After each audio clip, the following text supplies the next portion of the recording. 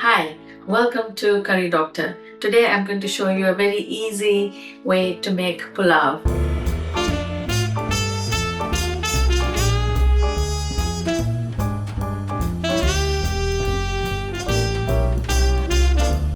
Cooking pulao can be quite daunting, especially if you're not used to cooking rice. I'm going to show you a very easy, foolproof way of making pulao in a rice cooker. All you need is some good quality basmati rice, frozen mixed vegetables, and of course, a rice cooker. For the vegetable pulao, you need some cauliflower, broccoli, carrots, and some frozen peas.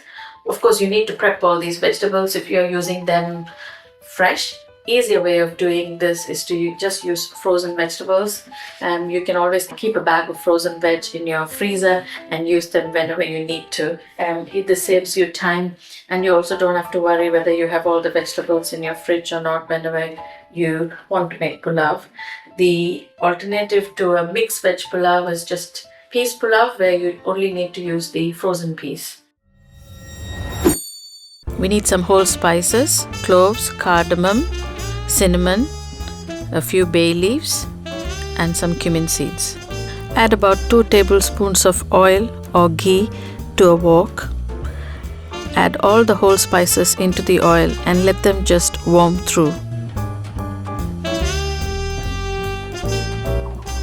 Add 2 cups of dry, good quality basmati rice and 1 cup of mixed frozen vegetables. So saute the rice with the vegetables for about 2 to 3 minutes, and as you fry the rice with the vegetables in the oil, you can see that the grains will begin to turn opaque and white. At this stage, the rice is done. So now it's time to tip the whole thing into a rice cooker, add water and salt to cook the pulao.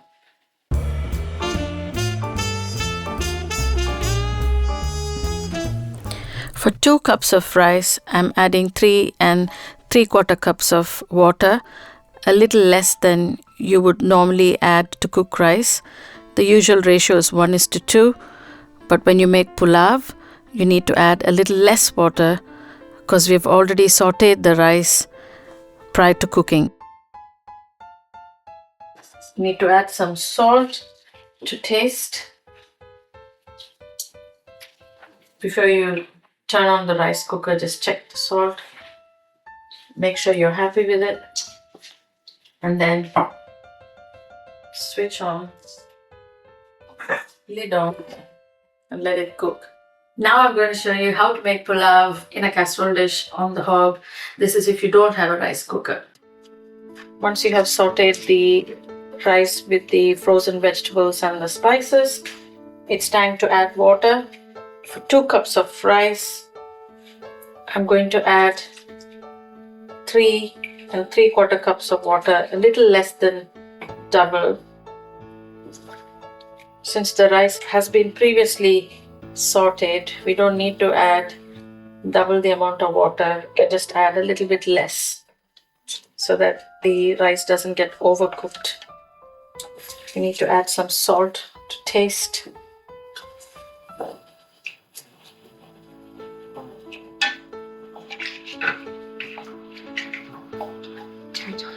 I'm going to put the lid on and wait for the water to come to a boil. You can see that the water has come to a boil and the rice grains are just dancing away. Reduce the heat all the way down at this stage and put the lid on and let the rice cook in the steam.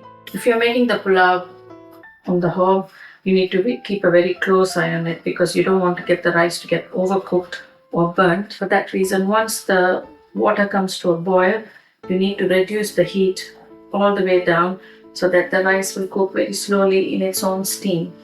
It will take about 15 minutes for the rice to cook, and whilst the rice is cooking, we can make some raita as an accompaniment for the pulao. It's very easy to make raita. All you need is a medium-sized onion, half a cucumber, a small tomato, and some coriander leaves for garnish. You can either use natural yogurt or vegan yogurt, whichever you prefer. If you're not a big fan of cucumber, you can avoid it and just use the onion and the tomato to make the raita. Wash and peel a cucumber and slice it into small cubes. Peel and finely chop an onion. Slice a tomato into small bite-sized pieces. If you'd like some heat, add a green chili finely chopped. For the garnish, add some fresh coriander finely chopped. Mix about 1 to 1.5 cups of yogurt and some salt to taste. And just like that, your raita is now ready. The pulao is done and it smells so fragrant. At this stage, if you'd like, you can take out the whole spices so that people don't bite into them. You can see that the rice is perfectly cooked. The grains are all separate. The vegetables have retained their shape. Making pulao in a rice cooker is the easiest and foolproof way to make it. Look at the pulao which we have cooked on the hob. You can see after about 10 minutes or so, all the water has been absorbed and the rice is done. You can just give it a very gentle stir so that you don't break the rice grains. If you're serving this at a dinner party, you can garnish it with some fried onions and cashew nuts. In a wok, add about 1 to 2 tablespoons of oil. Wait for the oil to heat up. And then add your cashew nuts. Once the cashews have turned brown, turn off the heat and drain them onto a kitchen paper. Into the same oil, add a thinly sliced medium-sized onion. You can see that the onions are turning brown.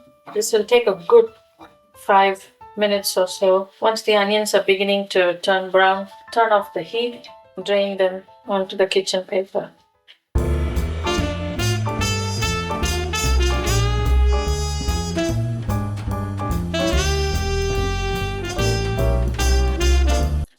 Hot steaming pulao with some lovely cold raita and spicy pickle. It's your ultimate comfort food.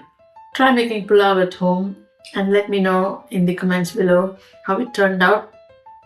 If you like this recipe, please subscribe to our channel and share this video.